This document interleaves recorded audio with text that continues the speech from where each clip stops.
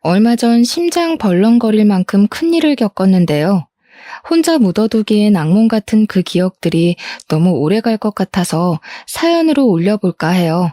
그래도 누군가가 제 이야기를 들어줬다고 생각하면 심적으로 좀 편하지 않을까 싶어서 내린 결정이에요.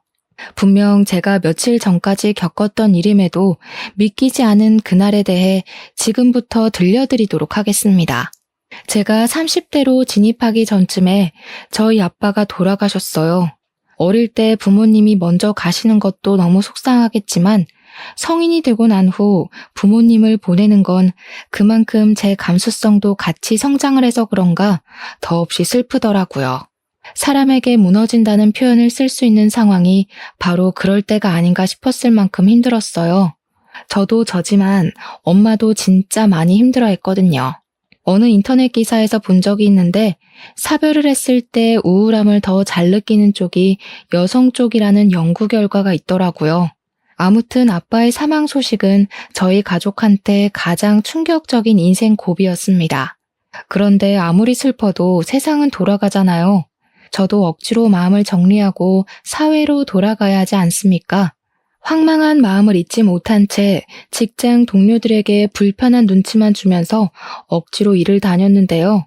그때 제 곁에서 저의 처지를 부담스러워하지 않고 많이 위로해준 직장 동료가 있었어요.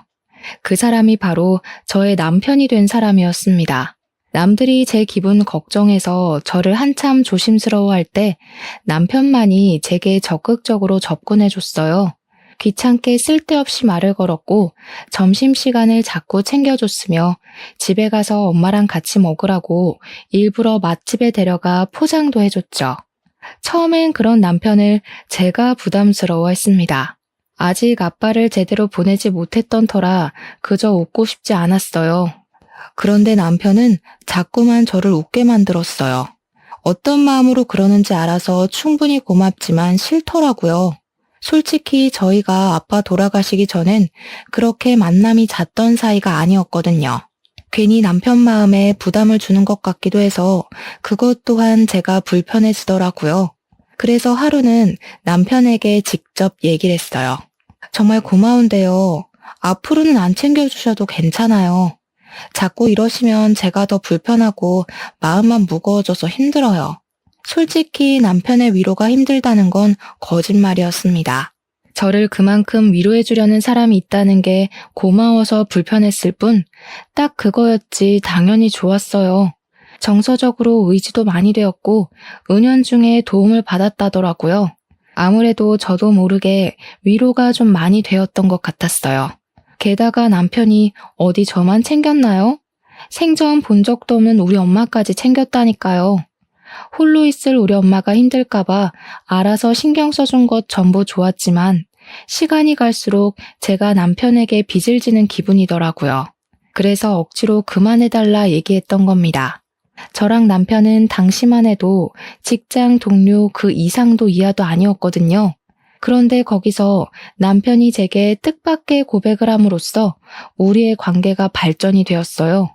세상에 어떤 남자가 관심도 없는 여성한테 시간 내고 돈 쓰고 한답니까? 제가 그동안 그저 동료로서 친절을 베푼 거라 생각해요? 남편이 그날 새빨갛게 상기된 얼굴로 약간 서운한 듯 고백을 하는데 그때 저도 그만 홀라당 넘어갔던 것 같아요. 사람은 살다 보면 결혼할 인연이 딱 보인다던데 당시 저는 그게 바로 제 남편이라 생각했죠. 남편은 제가 만났던 남자가 몇 되진 않지만 그 중에서 단연 으뜸이었습니다. 또 제 나이도 마침 결혼 정년기였잖아요. 그러니 남편과 결혼 생각은 안 할 수가 없었죠. 저희는 결혼 약속을 하고 나서부터 더 속 깊은 얘기를 나눴어요. 저는 제 이야기만 하느라 남편에 대해 잘 모르고 있었는데 사귀고 나서 남편의 가정사에 대해 좀 들을 수 있었습니다. 남편은 워낙 어릴 때 시부를 잃어서 아빠에 대한 기억이 없다고 하더라고요. 시모랑 단둘이 살아왔는데 그 때문인지 아빠의 부재로 인해 느꼈을 저의 상실감이 마치 자기 일처럼 느껴졌대요. 자기가 만약 아빠가 있었다면 잃었을 때 이런 모습일까 싶은 감정을 간접적으로 겪은 기분이었다나? 그래서 제게 더 마음 쓰고 싶었던 것 같기도 하다면서 그런 말을 하더라고요. 서로 비슷한 배경을 가졌다고 생각했기 때문인가 봐요. 저는 남편의 가정사를 듣고 나서 남편에게 더 마음을 열었습니다. 저희는 결혼하기 전부터 이미 서로에 대한 속사정을 다 털어놓고 결혼 인사를 드리러 양가 어른을 찾았어요. 시모도 저의 집안 사정을 남편에게 듣고 이미 알고 계셨는데요. 진심으로 안타깝게 생각해 주시더라고요. 아유, 딱해라. 지금 안 싸더니 얼마나 소가리를 하고 계실까. 내가 이미 겪어봐서 그 심정을 잘 알잖니. 지금 많이 힘들 시기야. 결혼하더라도 너희 둘이서 꼬박꼬박 안사돈네 자주 찾아가줘야 해. 시모의 마음에 감동받아서 저 그날 시모 앞에서 눈물을 보였던 걸로 기억합니다. 그때 시모가 마치 또 다른 친정엄마의 품 같은 느낌이었거든요. 아무튼 양가 집안에서 저희 결혼에 대해 딱히 반대는 없었어요. 상견례 때도 시모랑 엄마의 사이는 초면이 아닌 것처럼 사이가 무척 애틋하기까지 했습니다. 안 싸돈 얘기를 듣는데 어쩜 이렇게 쌍둥이같이 비슷한 인생이 있을까 싶더라고요. 우리 집도 가까운데 한 번씩 같이 식사도 하고 얼굴 좀 보면서 삽시다. 저야 좋죠. 그렇잖아도 이제 슬슬 친구를 좀 만들어봐야 하나 생각했었는데 잘 됐네요. 아무래도 애들 덕분에 저희 좋은 일만 생긴 게 아닌가 싶습니다. 알아서 서로에게 위안이 되어주니 시모랑 엄마를 지켜보면서 얼마나 안도가 되었는지 모릅니다. 저랑 남편이 결혼하면서도 은연중에 홀로 남을 어머니 두 분이 걱정되었거든요. 아무튼 저랑 남편은 서로 엄마들에게 민폐 안 끼치려고 서로의 형편에서 최대한 결혼하고자 했어요. 그런데도 시모랑 엄마가 굳이 지분해주고 싶다고 해서 어쩔 수 없이 받은 것이 10억짜리 신혼집이었습니다. 반씩 나눠서 부담하신 거라고 해도 솔직히 적은 돈 아니잖아요. 이걸 받아도 마음이 불편하더라고요. 그래서 저희는 앞으로 시모랑 엄마한테 그 혼수를 보답하며 살기로 마음먹었어요. 맞벌이로 바쁘게 지내며 양가에 꼬박 용돈을 드렸고요. 남은 노후를 평생 편하게 보내도록 최대한 지원해드리려고 했죠. 출발이 좋았어요. 비록 어쩔 수 없이 대출 조금 끼고 신혼을 시작하긴 했지만 모두가 웃을 수 있는 변화여서 괜찮았습니다. 하지만 이 결혼이 제 길이 아니었다는 신호는 겨우 신혼 1년도 안 지난 시점에서 찾아왔어요. 정말 어느 날 불시에 시모가 돈 사고를 낸 적 있었는데요. 이것이 바로 제 사연의 발단이 되겠네요. 잠자리에 들기 전에 제게 말했습니다. 남편이 조심스럽기도 하고 망설이기도 해서 심상치 않은 일이라는 건 듣기 전부터 짐작하긴 했었어요. 엄마가 쓸데없이 개하는 사람 말 믿고 웬 건물에 투자를 했나 봐. 오늘 낮에 홀라당 날리는 바람에 지금 알아놓으셨어. 뭐? 갑자기 투자는 무슨 투자? 어머님이 그런 걸 왜 해? 그런 건 남의 말 듣고 함부로 하는 게 아닌데 왜 우리한테 물어보지도 않고 그러셨대? 잘 알지도 못하시면서. 개하는 사람이 확실하다 했으니 믿은 거겠지. 아, 나도 모르겠어. 안 그래도 오늘 반차 내고 하루 종일 엄마랑 싸우느라 기운 빠진다. 5천만 원이나 날렸다는데 당장 5천만 원을 어디서 구하냐는 게 문제야.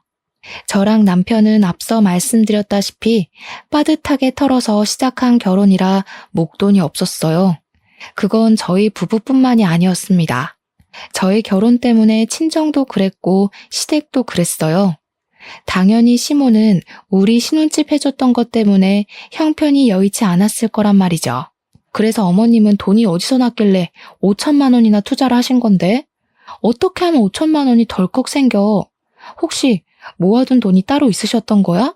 그랬다면 내가 이렇게 걱정하지도 않았어. 그냥 아까워하고 말았지. 엄마 대출 받아서 했대. 집 담보 잡아서. 대출이라니 더 골치가 아팠습니다. 없는 사정에 욕심냈다가 지금 배때기 터졌다는 얘기 아닙니까? 이거 정말 막막한 상황이었습니다. 그렇다고 그 5천만 원 빚 막고자 우리 쪽에서 또 대출을 받기엔 곤란했어요. 이미 우리가 혼수한다고 약간의 대출 끼고 있어서 더는 신용에 위험할 수 있었거든요. 이래저래 방법을 생각하던 저는 차라리 신혼집을 더 싼 곳으로 옮길까 거기까지 염두에 둘 수밖에 없었습니다. 때마침 저도 모르는 사이 제 눈치를 보고 있던 남편이 엄청 조심스럽게 꺼낸 얘기가 있었는데요. 사실 방법이 아예 없진 않잖아. 그러지 말고 장모님한테 좀 빌리면 안 될까? 어차피 장모님은 돈 여유 좀 있으시니까 우리가 빌렸다가 차차 갚기만 하면 서로 피해보는 일 없을 것 같은데. 저희 집은 아빠가 돌아가시고 나서 물려받은 재산이 좀 있었는데요. 그걸 남편이 모르지 않거든요. 그런데 저도 생각 못하고 있었던 친정의 재산을 남편이 먼저 얘기를 하니까 기분이 좀 이상했습니다. 뭔가 남편의 해결책은 애당초 친정의 재산밖에 없었던 것 같은 느낌이라 기분 나빴어요. 안 돼. 우리 엄마 고혈압 지병 있어서 몸 안 좋은데 괜히 집안 문제로 스트레스 받게 하기 싫어. 우리들 문제도 아니고 어머님 문제 때문에 일어난 사고잖아. 괜히 관련 없는 엄마까지 끼어들게 하고 싶진 않아. 그러자 남편이 그럼 무슨 방법이 있냐고 약간 신경질을 내더라고요. 그 모습을 보면서 저는 좀 확신이 들었어요. 남편의 머릿속엔 시모의 문제를 오직 친정의 재산으로만 메꿀 생각밖에 없다는 것을요. 이것이 저의 잘못인가요? 저 때문에 이 사달이 난 게 아닌데 친정 돈 못 쓰게 한다고 신경질 내는 남편의 태도가 어이없지 않습니까? 왜 다짜고짜 성질이냐고 했더니 남편은 그저 자기 엄마가 우리 신혼집 해준다고 없는 돈 다 끌어모아서 우리 퍼다 줬는데 5천만 원도 못 해주냐고 따지는 거 아니겠습니까? 그럼 우리 엄마는 돈이 차고 넘쳐서 마음껏 퍼다 줘도 된다는 거야? 우리 엄마 돈을 왜 당신이 마음대로 결정하려고 하는데? 그러니까 물어만 보자는 거잖아. 장모님이 싫다고 하면 나도 더는 안 물어보지. 물어보는 게 그냥 돈 받는 거나 마찬가지인 거야. 우리 엄마 성격에 우리 부탁을 거절할 것 같아? 아무튼 엄마는 절대 안 돼. 솔직히 어머님이 친 사고를 왜 우리 엄마 돈으로 해결해야 되는지 이해를 못 하겠어. 저도 결국 짜증으로 받아치고 말았어요. 그러니 남편이 끝내 저한테 토라져 버리더군요. 그날 이후 아침도 안 먹고 출근했고 저한테 말도 안 걸었습니다. 왜 이렇게 초등학생같이 구는 건지. 저도 받아주기 피곤하여 그저 무시해버렸네요. 그러나 무작정 남편의 말을 거절했을 뿐 제게 좋은 수가 있었던 게 아니라서 여전히 근심거리였습니다. 그렇잖아도 심란한데 어느 순간부턴 시모까지 전화와서 저한테 하소연하기 시작했어요. 내가 정신이 나갔지. 좀 더 잘 살아보려고 욕심을 부렸던 게 그만 이렇게 됐네. 늙은 내가 무식하기만 하지 뭘 안다고 그랬을까. 내가 그냥 빨리 죽어버렸어야 했어. 괜히 너희들 사는데 발목이나 잡았네. 시모는 거의 매일 전화를 해서 죽는 소리를 했는데요. 갈수록 자책의 강도도 심해졌어요. 언제는 수화기에 대고 울기까지 하던데 이대로 가다가 정말 혼자서 무슨 일이라도 저지를 수 있을 것 같더라고요. 매번 죽고 싶다, 죽어야겠다 하는데 제가 그런 생각이 안 들겠습니까? 근데요, 시모가 걱정이 되긴 했지만 한편으론 약간 짜증도 났어요. 시모가 남편도 아닌 제게 더 많이 전화를 하는 게 아무래도 시모 또한 저희 친정에 손 벌리고 싶어서 이러는 건가 싶었거든요. 물론 이건 엄연히 제 추측이라서 시모한테 대놓고 티를 내진 않았습니다. 그러나 깨름칙한 마음이 계속 남아있었어도 남편과 시모 또한 저의 가족이잖아요. 그들의 곤란한 사정은 곧 제 사정과도 같으니 계속 모른 채 하는 것도 한계가 있었습니다. 결국엔 엄마한테 부탁하는 방법뿐인 거다 생각하던 찰나 어느 날 갑자기 남편이 밝은 얼굴로 귀가하는 걸 보았어요. 눈에 띄게 달라진 안색에 물어보지 않을 수가 없었는데요. 맨날 제가 묻는 말을 씹기 바쁘더니 이번에 좋은 일 있냐고 묻는 물음에는 시모의 돈 문제를 잘 해결했다면서 대답해 주더라고요. 정말? 안 그래도 그 얘기 때문에 당신이랑 다시 한번 얘기해 보려고 했는데 어떻게 해결했어? 혹시 사채라던가 담보라던가 나쁜 방법 쓴 거 아니지? 네가 돈은 뜨고 지켜보는데 그런 걸 내가 몰래 할 수 있을 리가 있었겠냐? 아무튼 더 이상 엄마 돈에 대해선 신경 안 써도 돼. 동창 친구한테 차용증 써주고 빌렸거든. 사업 성공한 동창이 마침 있어서. 뭐? 그 친구한텐 또 언제 갚을 줄 알고. 그 친구랑은 신용 확실한 관계 맞아? 무슨 동창인데? 나도 아는 사람인 거야? 그만 좀 캐물어. 어차피 당신 모르는 사람이고 이미 다 끝난 얘기야. 급한 불 먼저 끄는 게 중요하니까 어쩔 수 없잖아. 두 손 놓고 있다가 손가락만 빨 거야? 남편의 말도 물론 일리가 있었습니다. 그런데 묘하게 남편이 더는 제가 질문하지 못하도록 입을 막으려는 것 같은 태도를 보이는 것 같더라고요. 제가 조금만 더 깊게 물으면 그만 대답을 피하려고만 했습니다. 그러다가 나중엔 자기 못 믿어서 그러는 거냐고 약간 신경질을 내기도 했죠. 괜히 싸움으로 번질까봐 저도 그만하고 말았어요. 일단은 남편 말대로 급한 불은 끌 수 있었습니다.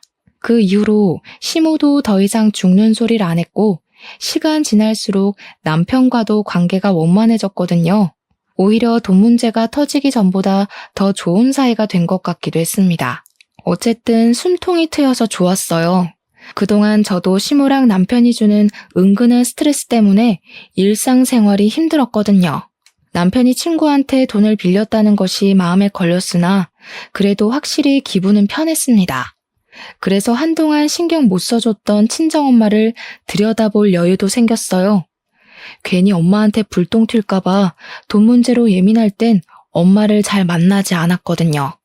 남편도 저보고 쉬는 날에 친정 가서 마음 편히 쉬고 와도 된다고 배려해줬어요.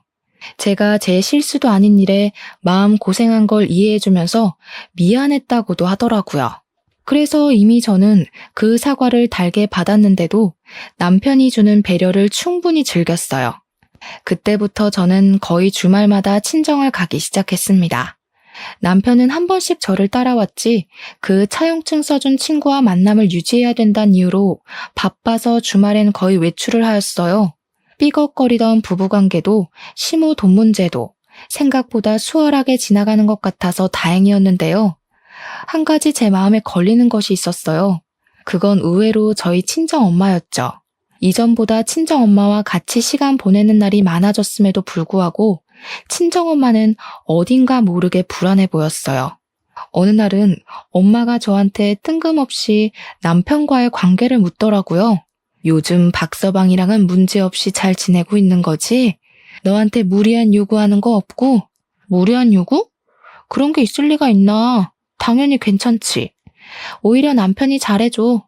갑자기 그런 건 왜 묻는데? 그래? 아니다. 잘 지내는 거면 됐어.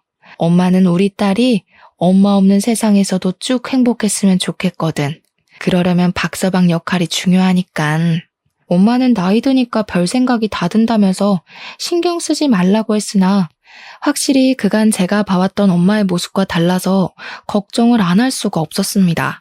그렇게 시간이 더 지날수록 엄마는 이유 없이 안색이 안 좋아져 갔어요. 근데 저는 그게 단순히 건강 문제인 줄 알았습니다.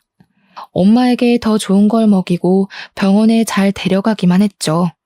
그럼에도 엄마에게서 별다른 차도가 없어 보여 혹시 심리적 문제인가 싶었어요. 아빠가 돌아가신 것이 여전히 엄마를 힘들게 하고 있기 때문일지도 모른다는 생각이 들었습니다. 마침 그 시점에 시모가 저한테 전화와서는 친정엄마가 뭘 좋아하냐, 반찬이나 좋아하는 여행지 등을 묻기 시작했는데요. 시댁이랑 친정이 그리 멀지 않다고 말씀드렸잖아요. 결혼 전에도 시모랑 저희 엄마가 서로 잘 지내보자 했기 때문에 그래서 시모가 그런 걸 묻는 줄 알았습니다. 그 사실을 잠깐 잊고 있었는데 참 잘 되었다고 생각했어요. 엄마도 매번 친구 없이 혼자 지내셔서 시모랑 같이 어울리면 좋을 것 같더라고요. 시기적절하게 시모가 그런 제안을 줘서 얼마나 감사했는지 모릅니다.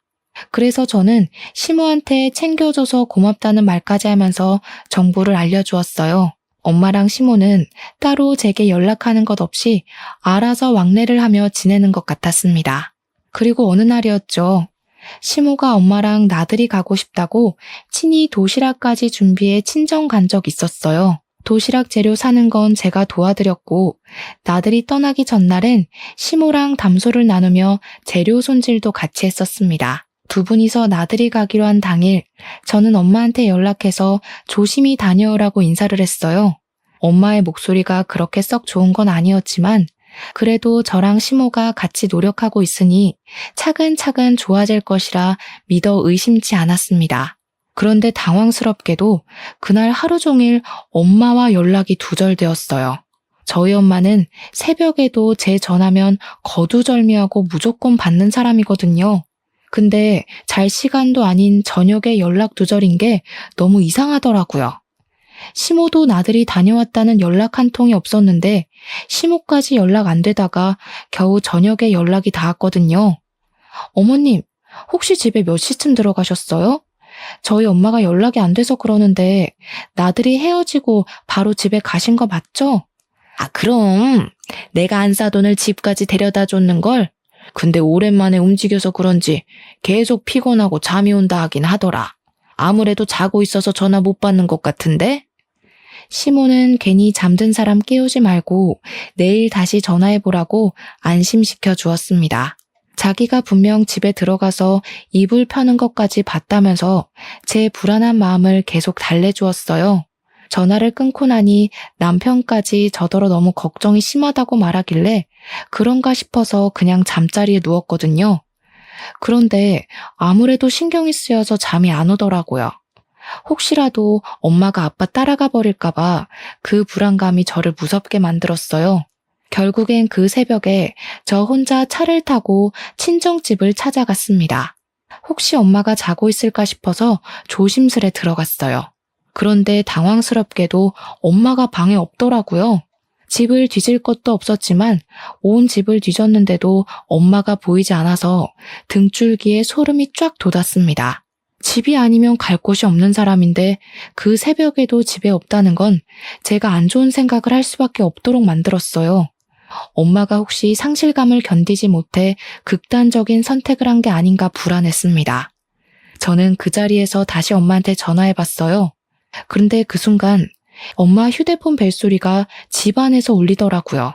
그 소리를 찾아서 온 집을 뛰어다니다 웬 수납장 아래에 도달했습니다. 그곳은 아빠의 물건만 가득 있는 방이라 평소 들락거리지 않는 곳이었어요. 바로 그 방 안에 엄마의 폰이 있었다는 겁니다. 사람은 없고 휴대폰은 엉뚱한 곳에 놓여 있으니 이거 아무래도 심상치 않은 일이라는 직감이 왔습니다. 저는 바로 112에 신고하려고 했어요. 그러나 그 순간 제 눈에 들어온 의문의 종이가 하나 있었는데요. 그건 휴대폰 아래에 같이 있던 것이었습니다. 그걸 보자마자 저는 신고하는 걸 잠깐 멈추게 되었습니다. 그럴 수밖에 없었던 게 분명 처음 보는 종이 서류인데 그곳에 남편 이름이 적혀 있더라고요. 뭔가 싶어서 제대로 확인해 봤더니 다름 아닌 차용증인 거 아니겠습니까? 남편이 우리 엄마로부터 5천만 원을 차용한다는 내용이었습니다. 남편이 엄마한테 5천만 원 빌릴 일이 뭐 있겠습니까? 그 액수를 보자마자 저는 바로 알아채겠더라고요. 5천만 원이면 시모가 사고 친 돈밖에 없잖아요. 남편이 차용증을 쓰고 친구한테 빌렸다는 그 5천만 원이 사실은 출처가 엄마일 수도 있다는 얘기였어요. 저는 그 짧은 순간 상황 파악하느라 머리통 엄청 굴렸습니다. 그러니까 제 예상이 맞는다면 남편이 저 몰래 결국 엄마를 찾아와서 5천만 원만 빌려달라고 한 거였고 친구한테 빌렸다는 건 순 거짓말이라는 거 아닙니까? 그렇다면 그들이 돈 문제 터지기 전보다 제게 더 잘했던 이유가 이것 때문이었을 수도 있겠다 싶었어요. 아니, 그게 맞는 것 같았어요. 갑자기 친정엄마한테 그리 잘해주고 챙겨주고 했던 것도 친정엄마한테 돈을 뜯어갔기 때문이었고요. 그리고 이 사실은 엄마도 알고 있는 듯 했습니다. 지난날 엄마가 저더러 남편과 사이 괜찮냐고 물었던 것도 부부끼리 사이만 괜찮다면 됐다고 한 것도 다 이런 이유가 전제로 깔려 있었기 때문이었어요. 그 차용증 하나 때문에 저만 몰랐던 모든 실마리가 풀려버린 셈이었습니다. 엄마가 휴대폰 밑에 차용증을 같이 두고 외출을 했다는 건 제가 언제 한번 집에 찾아올 거란 걸 알고 취했던 행동 같았고 이러한 실체를 제가 알길 바랬던 것 같았어요. 저는 정말 아무것도 몰랐어요. 그저 남편과 시모에게 감사한 마음으로 살았던 그동안의 시간이 후회스러웠습니다. 우선 엄마가 무사한 게 먼저였으니 일단 112에 전화해서 우리 엄마를 실종 신고했습니다. 저는 이 주제 넘는 두 사람의 악행을 절대 용서하고 싶지 않았어요. 그래서 당장 집으로 돌아가 자빠져 자고 있는 남편의 등짝을 풀스윙을 날렸습니다. 화들짝 놀라서 일어나는 남편한테 차용증을 들이밀면서 대놓고 따졌죠. 당신 이거 뭐야? 친구한테 빌렸다는 5천만 원, 우리 엄마한테 빌린 돈이었어? 왜 차용증이 우리 엄마 집에서 나오는데? 그걸 또 어떻게? 뭐 그랬다 어쩔래? 어차피 차용증 쓴 거 보면 몰라? 떼먹는 거 아니고 다 갚을 거란 뜻이잖아. 별것도 아닌 걸로 사람 잠 깨우고 난리야. 별것도 아니라고? 이 쓰레기 새끼야. 내가 우리 엄마 건들지 말라고 했지.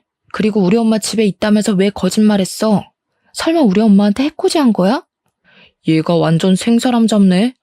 장모님이 어디 있는지는 나도 몰라. 따질 거면 우리 엄마한테 가서 따지든가. 남편은 오히려 적반하장 태도로 나왔습니다. 그리고 자기만 아니면 상관없는 건지 그저 친정엄마 행방은 시모가 알 거라고 쐐기를 박아주더군요. 분명 두 사람은 저한테 친정엄마가 일찍 잠들었다고 했단 말이죠. 근데 이제 와서 말을 바꾸는 게 정말 어이없더라고요. 만약 어머님이 우리 엄마한테 무슨 짓 한 거면 나 그냥 안 넘어가. 가족이고 뭐고 법적으로 문제되는 거 있으면 다 고소할 거야. 저는 그대로 집을 나와서 친정으로 돌아갔습니다. 경찰한테서 엄마의 소식이 오기를 밤새 기다렸어요. 이 문제는 당연히 다음날 남편을 통해서 시모 귀에도 들어갔는데요. 뻔뻔하게도 시모가 저한테 전화를 하더라고요. 얼굴 보고 얘기하자길래 일단 시모 집을 찾아갔습니다. 어머님은 우리 엄마 어디 계신지 알고 있죠? 저희 엄마 어디 한 군데라도 잘못되면 어머님 가만 안 둘 거예요. 시모 집에 가자마자 인사도 안 하고 소리를 질렀더니 시모가 당황하더라고요.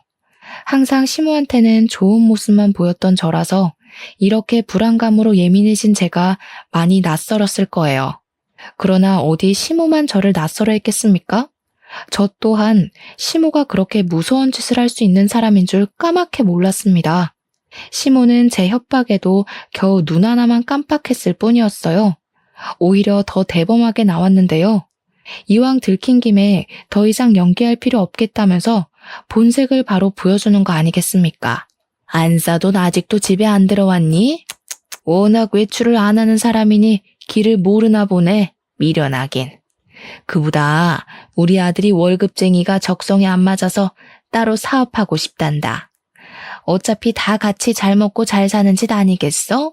그럼 사돈 쪽에서도 힘 좀 보태야 하잖아. 그 얘기한다고 잠깐 자리 좀 가졌던 거지 별다른 짓 한 거 없다. 이미 그것만으로 별다른 짓을 한 거나 마찬가지네요. 사업? 대체 우리 엄마 돈으로 어디까지 생각하고 계셨던 거예요? 이럴 거면 차라리 신혼집으로 5억을 대주지 말지 그랬어요. 그 돈으로 하고 싶은 거 하고 살면 될 것이지 왜 이제 와서 남의 돈을 눈독 들여요? 남의 돈이라니? 네 엄마 그 많은 재산 죽을 때 안고 간다니? 죽으면 다 내 아들 손에도 들어올 돈 아니야. 그럼 내 돈이기도 한 거지. 따지고 보면 다 한 주머니인 거라고. 개소리도 참 신박하게 하시네요. 미친 소리 그만하고 엄마한테서 가져간 돈 당장 내놓으시죠. 저 2번 기회 안 줘요. 말로 곱게 부탁하는 건 이번이 끝입니다. 변호사라도 사게? 아무리 전문가여봤자 이미 인감 찍힌 서류를 어찌 처리하겠어. 날고 기어봤자 네 엄마가 이미 집 문서는 우리한테 넘겼다. 여기 도장 보이지?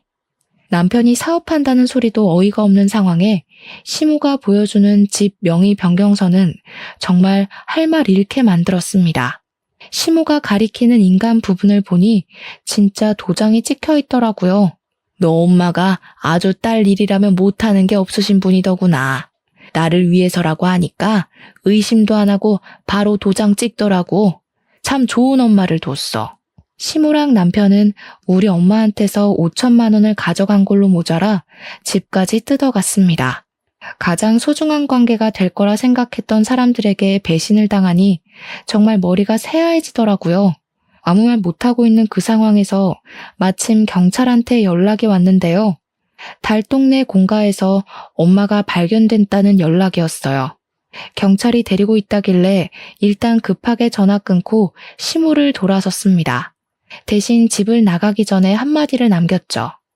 두 사람이 저랑 엄마를 가족으로 안 보는 것 같으니까 저도 더 이상 두 사람을 봐줄 필요 없겠네요. 지금까지 그랬던 것처럼 실컷 낄낄거리고 계세요. 도둑놈 새끼들이 가져갈 돈은 한 푼도 없을 거라 조만간 펑펑 울게 될 테니까. 사실 저도 확실히 그들을 도둑놈으로 몰아서 법적 처벌을 요구할 수 있을진 확신하지 못했습니다. 믿을 구석이 어디에도 없었지만 일단은 시모한테 지기 싫어서 겁을 줬던 거예요. 저랑 엄마가 소갈이한 것만큼 시모도 심기 불편하길 바랬으니까요. 저는 얼른 엄마가 있다는 경찰서로 달려갔습니다. 다행히도 엄마는 무사했어요. 다시는 엄마를 볼 수 없을까봐 얼마나 무서웠는지 모릅니다. 저는 엄마를 보자마자 제가 알고 있는 모든 사실을 물어봤어요. 시모랑 남편이 내가 알던 사람이 아니란 걸 알아버렸으니까 더 이상 날 위해서 선의의 거짓말을 하지 말아달라고도 했죠. 그제야 저는 제가 몰랐던 부분까지 솔직한 사실을 전부 다 들을 수 있었습니다. 남편이랑 시모는 시모가 돈 사고를 일으켰을 때부터 우리 엄마 돈으로 해결할 생각밖에 없었어요. 제가 거절하니 제 뒤에서 몰래 5천만 원을 뜯어낼 생각으로 따로 계획 중이었던 겁니다. 그래도 중간중간 저를 설득했으나 도통 안 넘어오니까 자기네들끼리 따로 찾아간 것 같더라고요. 동정심에 약한 우리 엄마를 알고서 두 사람이 그렇게 작전을 펼쳤다고 했습니다. 엄마는 굳이 차용증을 쓰지 않고도 5천만 원을 빌려줄 생각이었대요. 근데 남편이 엄마에게 신뢰를 사기 위해서 써줬나 봐요. 그리고 그건 바로 또 돈을 빌리기 위한 밑밥이었던 거죠. 두 번째부터는 남편이랑 시모가 갖은 핑계를 대며 10만 원에서 20만 원씩 야금야금 빌려달라 했다고 하더라고요. 그들은 엄마한테 돈을 뜯어갈 때마다 제 핑계를 댔다고 했는데 제가 사고쳐서 돈 나갈 일 생겼다는 거짓말을 했대요. 엄마는 제 일이니까 제가 엄마한테 미안해서 말 못하고 있는 줄 알았답니다. 그래서 그들이 달라는 대로 돈을 뜯긴 것 같았어요. 미안해 엄마, 내가 더 빨리 알아차렸어야 하는데 한 입을 덮고 살면서도 몰랐어. 나는 엄마한테 최대한 돈 얘기 안 하려고 했거든. 그들 욕심은 부끄러운 줄도 모르고 날로 커져갔는데요. 가장 최근에 문제가 된 것이 바로 나들이 사건이었던 거예요. 시모가 나들이 핑계로 남편 사업자금 좀 당겨달라고 엄마한테 협박했다더라고요. 분명 허술한 말장난으로 엄마를 꿰어낸 것일 텐데 엄마는 의심 한 번 안 하고 시모한테 그리 큰 돈을 그냥 넘겼답니다. 시모가 또 제 핑계를 댔다고 하던데 솔직히 그쯤 되면 엄마가 한 번이라도 의심을 해야 되는 거 아닌가 싶더라고요. 아무리 딸을 위하는 일이라 해도 그렇지 어떻게 나한테 확인도 안 해보고 집 명의 변경서에 도장까지 찍으면서 그들 말만 믿을 수가 있는 건지 이해가 안 되었어요. 대체 왜 그랬어? 엄마 돈 헤프게 다루는 사람 아니잖아. 아무리 우리가 한 식구라 하더라도 이건 아니지. 나한테 더 물어봤어야지. 지금 어머님이 엄마한테서 집 뺏었다고 얼마나 신난 줄 알아? 뭐가 이상하다는 생각 전혀 안 해봤어? 왜 안 했겠어? 걱정 마, 딸. 엄마도 너한테 피해갈지 정도는 구분할 줄 알아. 당연히 그 사람들이 무슨 생각으로 언제부터 변심했는지 다 알았지. 엄마의 말을 듣고 나니 오히려 혼란스러워서 더 이해가 안 되었습니다. 엄마가 하는 말은 그 두 사람 속셈이 뭔 줄 알면서도 돈을 공짜로 내줬다는 소리잖아요. 대체 왜? 제 머릿속이 정리되지 않고 있다는 걸 엄마가 눈치챘는지 엄마는 제 앞으로 도장 하나를 건넸어요. 그건 엄마 도장이 아니라 돌아가신 아빠 거였습니다. 아, 그걸 보니까 모든 게 이해되더군요. 이미 사망자인 인감을 받아봤자 시모가 가져간 증빙서류는 다 위조 서류가 될 게 뻔했어요. 게다가 덤으로 엄마를 협박한 짓거리가 경찰한테 걸리는 탓에 얼마든지 고소가 가능해져 버렸죠. 엄마의 진짜 속내를 알고 나서 저는 그대로 주저앉아 버렸어요. 혹시라도 엄마에게 더 큰 불행이 닥쳐서 엄마가 정말 남은 생을 버틸 수 없을까봐 얼마나 마음 졸였는지 모릅니다. 너무 다행이었죠. 이대로면 차용증 받은 5천만 원도 찾을 수 있었고 집도 무사한 데다가 야금야금 뺏겼던 돈은 위자료로 퉁칠 수 있으니 문제 없어졌습니다. 정말 10년 묵은 채증이 쑥 내려가더군요. 저는 그 사람들 절대 곱게 벌받게 해주고 싶지 않았어요. 제 발로 나락을 향해 걸어갔으면 해서 당장 고소하지 않고 기가 막힌 타이밍을 기다렸습니다. 근데 정말 감사하게도 남편이 결혼 1년 만에 불륜을 저지르기 시작했어요. 저랑 틀어지기 시작하면서부터 작정하고 저를 엿먹이고 싶었던 것 같습니다. 불륜 행위에 엄청 당당한 태도더라고요. 어차피 나랑 이혼할 거 아니냐? 장모 돈 훔친 남편이랑 언제까지 한 이불 덮고 살려고? 무슨 속셈으로 버티고 있는지 모르겠는데 네 뜻대로 절대 안 될걸? 그냥 조용히 합의 이혼하지. 뻔뻔하네. 네 입으로 우리 엄마 돈 훔쳤다고 자백해놓고 나더러 합의를 바래? 끝내도 내가 끝낼 거니까 넌 그때까지 계속 찝찝하게 살면 돼. 네가 다시 시작하려는 길도 완전 시궁창으로 만들어줄 거니까 기대해. 그래봤자 너만 고생이지. 나 이번에 여자 하나 잘 물었거든? 걔는 정신력이 강해서 고작 상간녀 소송 당한다고 흔들릴 애 아니거든. 나보고 깔끔하게 이혼하고 오면 내 위자료까지 내준다더라. 나 그 여자 집 밑으로 들어가서 그 집 장인어른 사업 물려받아서 대표할 거야. 남편의 상간녀는 저보다 무려 10살이나 많은 노처녀였습니다. 남편이 돈에 눈이 멀었는지 그런 늙은 년한테 끔뻑 넘어가서는 자랑처럼 짓거려댔어요. 상간녀도 결혼하고 싶으니까 돈이 얼마가 들든 좀 해주기로 했나 보더라고요. 그것 때문인지 남편이 오히려 이혼하자고 당당하게 나오는 거 아니겠습니까? 기가 막혔어요. 사실 이혼하기에 시기가 아주 적절하긴 했습니다. 불륜 소송할 때 다른 고소장도 같이 제출하면 남편이랑 시모가 타격을 강하게 입을 거란 말이죠. 대신 남편이 이혼을 원하고 있는 태도는 좀 마음에 안 들었어요. 하지만 이대로 더 가다간 저까지 괴로운 진흙탕 싸움이 될 것 같아서 그만 끝내기로 했습니다. 저는 그동안 참아왔던 모든 감정을 담아서 이혼 소송을 시작했어요. 당연히 상간녀 소송과 정신적 손해배상도 청구했고요.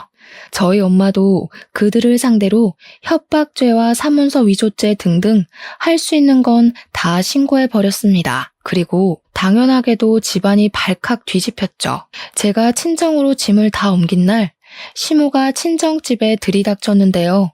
다짜고짜 저희 엄마에게 달려들어 머리채를 잡더라고요. 감히 나를 속인 걸로 모자라 고소를 해? 거짓말 친 거 곱게 넘어가 줬으면 고소는 하지 말아야지. 내가 당신한테 사기친 게 없는데 왜 고소를 해? 저는 깜짝 놀라서 시모의 머리채를 잡고 뒤로 당겨버렸습니다. 발라당 넘어지는 시모를 두고 대걸레를 들고 와 시모를 쿡쿡 찔렀어요. 나가 이 사기꾼아. 더 이상 우리 볼 일 없는 사이거든요? 당신이 무식해서 도장 주인도 못 알아본 주제에 누굴 탓하는 거예요? 당장 안 꺼지면 주거 침입으로 또 신고할 거야? 시모는 제 공격이 아팠는지 그대로 기어가 열린 문으로 나가버렸습니다. 닫힌 문 밖에서 상간녀 때문에 참는다고 소리치더군요. 우리 엄마가 인감도장을 속여서 찍었다는 생각에 열불나 했지만 재벌 며느리가 생겼으니 그 정도만 하는 것 같았습니다. 어떻게 보면 저희는 손해본 게 하나도 없는 이혼이었거든요. 그런데 저 뻔뻔한 인간들 때문에 감정적인 부분에서 너무 많은 상처를 입었다 보니까 왠지 모르게 패배한 기분이랄까? 아무튼 마음이 찝찝했습니다. 남편이랑 시모가 처절함을 느끼길 바랬는데 그것까진 이뤄내지 못해서 억울함도 없지 않아 있었어요. 그렇게 제 곁을 벗어난 전 남편은 오히려 저를 시원하게 털어냈다며 신이 나서 떠나갔는데요. 보란듯이 약오르게 잘 살 줄 알았거든요. 그런데 이혼하고 반개월쯤 지났나? 시모한테서 전화가 온 겁니다. 생각 없이 받았더니 충격적인 소식을 듣게 됐지 뭡니까? 갑자기 전화해서 이런 부탁하는 게 참 면목 없다는 거 안다. 그런데도 내가 너 말고는 어디 말할 데가 없어서 염치불고하고 전화했어. 제발 우리 아들 좀 살려다오. 시모는 목소리를 벌벌 떨면서 제게 애걸하였습니다. 전 남편이 교통사고로 전신 불구가 됐다는 충격적인 소식을 전하면서 말이죠. 대체 어떻게 된 건가 했더니 전 남편은 저와 이혼하자마자 원했던 3대로 절차를 밟고 있었대요. 상간녀가 이혼 축하 선물로 사준 차가 한 대 있었는데 허풍이 심하게 들어서 그 차를 타고 분수에 맞지 않은 짓을 하고 다니다가 음주 사고를 내고 말았다네요. 결국 전 남편은 무고한 생명 하나를 잃게 만들고 자기는 장애를 얻었다고 합니다. 근데 중요한 건 여기서부터였어요. 이미지가 워낙 중요했던 사업가인 상간녀 집안에서 전 남편의 사고 소식을 접하자마자 쓸모없게 됐다며 바로 손절을 해버렸다는 겁니다. 원래도 상간녀만이 전 남편을 좋아했지 상간녀 집에서는 전 남편을 탐탁지 않아 했대요.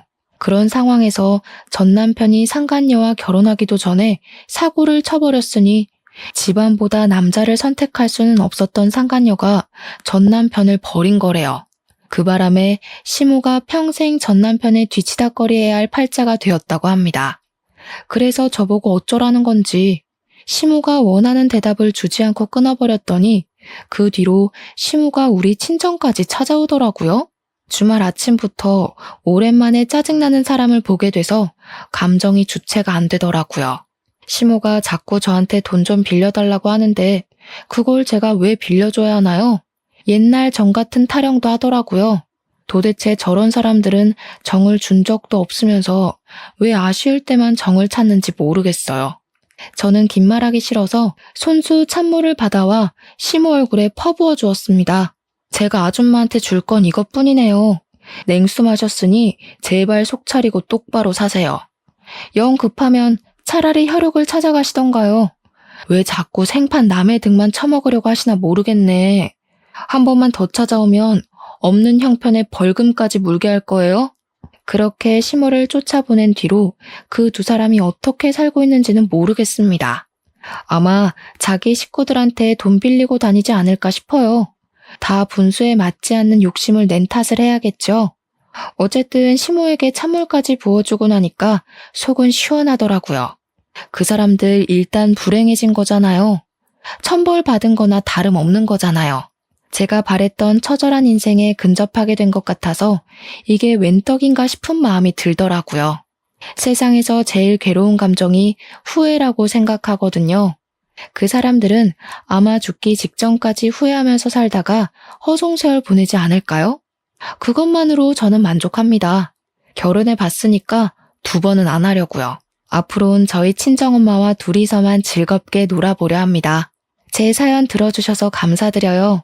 다들 같이 행복하셨으면 좋겠습니다.